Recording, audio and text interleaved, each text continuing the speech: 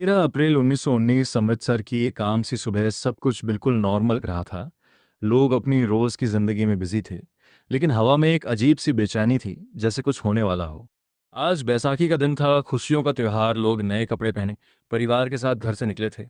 बच्चे हंसते हुए, बाजार में हल्का सा शोर, सब कुछ एक सेलिब्रेशन जैसा लग रहा था। लेकिन किसी को अंदाजा नहीं था कि यह दिन इतिहास का सबसे अंधेरा दिन बनने वाला है।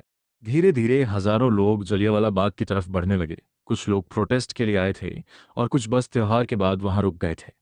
बाग के चारों तरफ ऊंची दीवारें थीं और सिर्फ एक ही तंग सा रास्ता, एक ऐसा रास्ता जो धीरे धीरे बंद होने वाला था।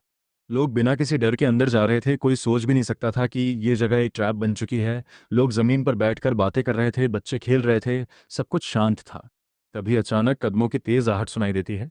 लोग पलट कर देखते हैं और वहां खड़ा होता है एक आदमी, जनरल रेजनल डायर, उसके साथ आर्म सोल्जर्स। उसका चेहरा बिल्कुल ठंडा, आंखों में कोई रहम नहीं।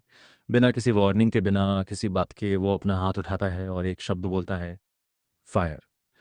और उस एक शब्द के साथ वक्त जैसे रुक जाता है। अचानक गोलियों की आवाज गूंज उठती है। लोग समझ ही नहीं पाते कि क्या हो रहा है। जो जगह अभी तक खुशी से भरी थी, वहां अब सिर्फ चीखें हैं। लोग भागने की कोशिश करते हैं, लेकिन हर तरफ दीवारें, एग्जिट पे सोल्जर्स खड़े हैं। कोई रास्ता नहीं, अफरा तफरी मच जाती है। लोग एक दूसरे को धक्का देते हुए गिरने लगते हैं। कुछ लोग अपने परिवार को बचाने की कोशिश करते हैं। एक माँ अपने बच्चे को जोर से गले लगा लेती है, जैसे उसे दुनिया से छुपा लेना चाहती हो। लेकिन गोलियां रुकती नहीं। लोग भागते भागते बाग के बीच के कुएं की तरफ बढ़ते हैं। शायद वही उनकी आखिरी उम्मीद होती है। और फिर लोग बिना सोचे समझे उसमें कूदने लगते हैं, सिर्फ बचने के लिए, सिर्फ एक मौके के लिए। लेकिन बचने का कोई रास्ता नहीं होता। लगभग 10 मिनट तक लगातार फायरिंग होती रहती है, जब तक गोलियां खत्म नहीं हो जाती।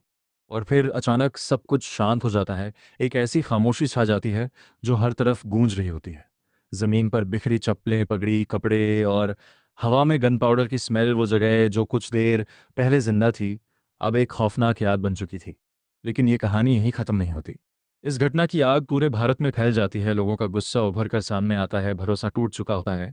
और इसी दर्द के बीच एक शांत चेहरा उभरता है, महात्मा गांधी, जो फैसला करता है कि अब चुप रहना मुमकिन नहीं। और यहीं से शुरू होती है एक ऐसी लड़ाई जो आज़ादी तक जाती है।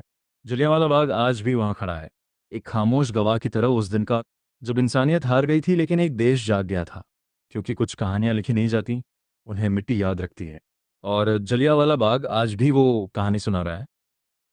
दोस्तों, एक निवेदन रहेगा आपसे, सब्सक्राइब करो हमारे YouTube चैनल स्कूल गुरुजी को।